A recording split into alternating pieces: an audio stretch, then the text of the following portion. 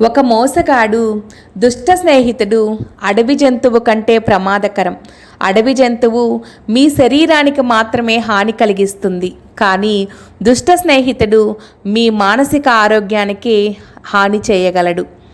మనస్సు, శరీరం రెండింటినీ ఆరోగ్యంగా ఉంచే రహస్యం ఏమిటంటే గతం గురించి చింతించకండి, భవిష్యత్తు గురించి బాధపడకండి, కానీ వర్తమానంలో తెలివిగా, నిజాయితీగా జీవించండి.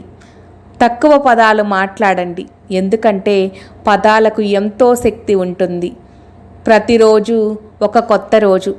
నిన్న ఎంత కష్టమైనప్పటికీ ప్రతిరోజు ఒక కొత్త ఉదయం, ఒక కొత్త ఆశతో పుడుతుంది. మీ వద్ద ఉన్న వస్తువుకు మీరు విలువ ఇవ్వకపోతే మీరు ఎప్పటికీ సంతోషంగా ఉండలేరు.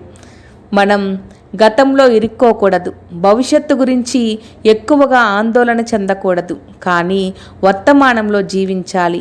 ఆనందంగా జీవించడానికి ఇదే ఒక చక్కటి మార్గం.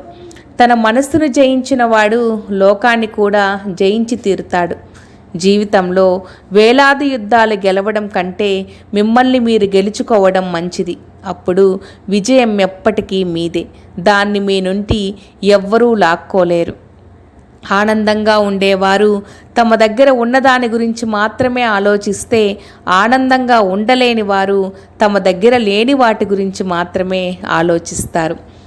ఏది శాశ్వతం కాదు. నిన్ను నువ్వు ఒత్తిడికి గురి చేసుకోకు. ఎంతటి గడ్డు పరిస్థితులైనా సరే మారిపోక తప్పవు. అవసరమైతే మాట్లాడు, లేదంటే నిశ్శబ్దంగా ఉండు.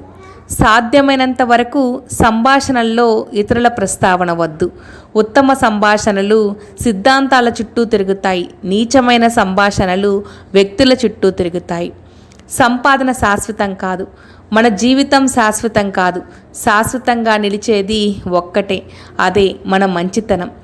ఎన్నడూ ఈ ప్రపంచంలో ద్వేషాన్ని ద్వేషంతో ఆపలేము. ద్వేషించకుంటే మాత్రమే ద్వేషాన్ని నివారించగలం. ఇది ఎప్పటికీ వర్తించే స్తోత్రం.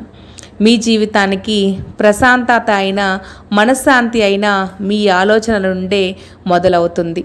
కోపంగా ఉండటం అంటే రగిలే నిప్పును చేత్తో పట్టుకోవడం లాంటిది. దాన్ని ఇతరులపై విసిరే లోపలే నిన్ను దహించి వేస్తుంది.